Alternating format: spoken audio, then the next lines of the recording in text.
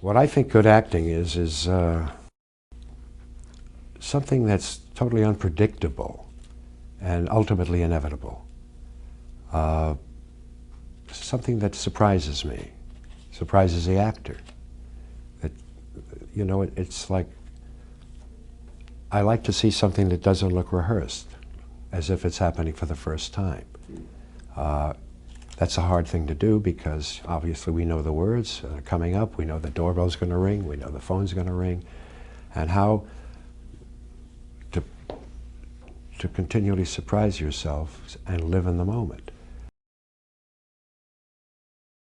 I don't learn lines unless, you know, there's a crunch of some kind. I sort of, when it's, my process is going well, those words sort of come out of what I'm doing.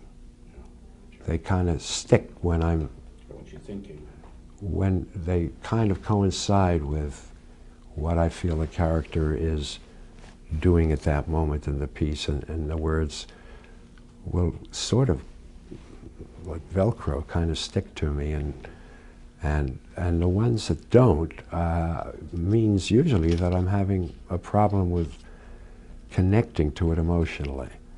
And I will circle those sections or make a mark next to them and go back to them. It's almost, I would liken that to a pianist, you know, who knows a concerto well and then has trouble.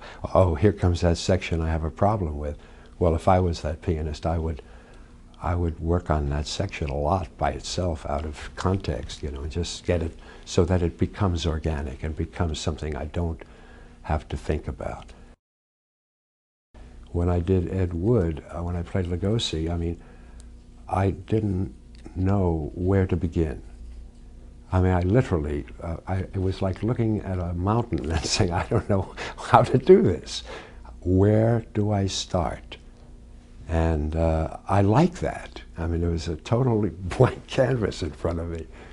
And we did some makeup tests, and what I learned from the makeup tests was that the makeup allowed it, but didn't do it. And when I watched the test, Tim asked me, Tim Burton said, you want to see the test with me? And I said, no, you let me be embarrassed by myself, please. And he called me, he said, it works about 35% of the time. I said, really? Well, I went to see it, and 10% maybe. But it was like elusive. It was like, oh, there it is, gone. There it is, gone.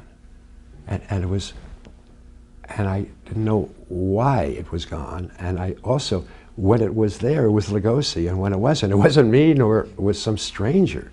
It wasn't anybody I ever saw before. We shot it in color, and then ultimately we, you know, kind of a magical thing happened. I was sitting, we had taken some Polaroid color shots of me in the makeup chair with various stages, and I was sitting at home and looking at these Polaroids, and I ran them through my fax machine, and they came out black and white, and I was sitting there looking at Bela Lugosi makeup in black and white when Tim called right at that moment and said, Martin, I know we're supposed to start in such and such a date, but are you okay with our postponing it for a month? And I said, yeah, well, what happened? He said, Mark Canton at Columbia, who does not want to do the picture in black and white, and I do. And he said, I've gone to Disney and they're willing to do it, but it'll be a month.